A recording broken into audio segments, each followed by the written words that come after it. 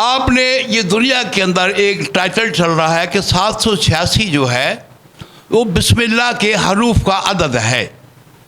آپ نے اپنے ایمانوں کو حاضر و ناظر کر کے آپ خود کاپی پینسل لے کر بیٹھ جائیں اور یہ 20 حرف ہیں بسم اللہ الرحمن الرحیم کے.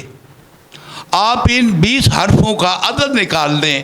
اگر 786 نکل آئے گا تو ہم یہ زبان آپ کے سامنے دیں گے، وگرنہ اس قرآن کو اس طرح لو جن کے گھر اترے ان سے لو، تاکہ تجھے اللہ کی وہ رحمتیں برکتیں حاصل ہو سکیں.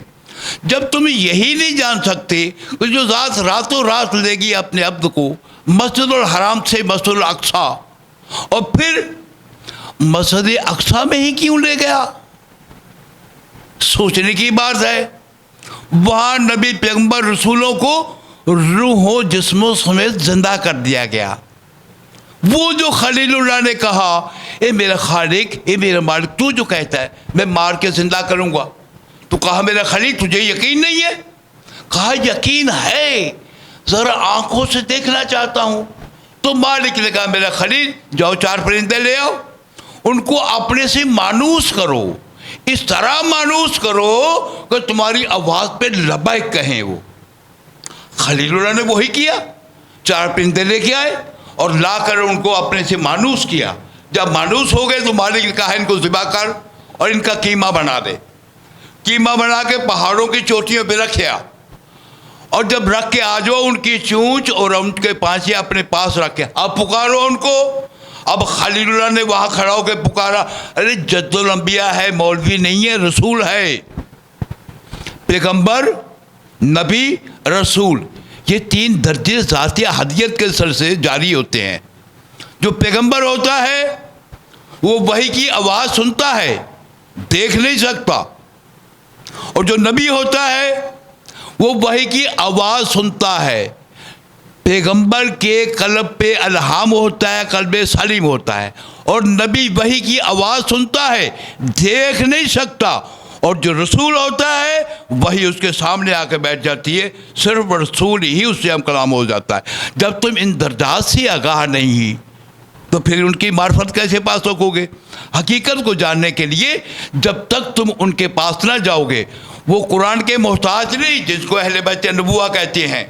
قرآن ان کا ہے، انتظار کرتا ہے قرآن کہ یہ کو ادا کریں، وہ قدم اٹھائیں تو میری آیت بن جائے.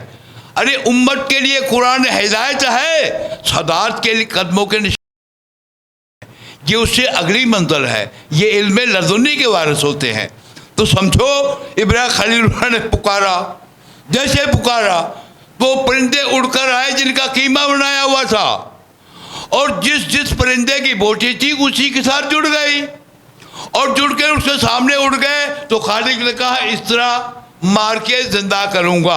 اب اللہ نے وعدہ کیا ہے کہ ایک دفعہ ماروں گا، مار کے زندہ کروں گا، پھر نہیں ماروں گا. ارے سمجھو اس بات کو. معراج محمد مصطفیٰ پہ جس کو مسجد ایلیا کہتے ہیں، مسجد اقصی بھی کہتے ہیں، وہیں پر سب نبیوں، پیغمبروں اور رسولوں کو روح و جسم و سمیت زندہ کر دیا گیا محمد مصطفیٰ کے استقبال کے لیے. اور وہیں تاج امام الانبیاء پہنا گیا.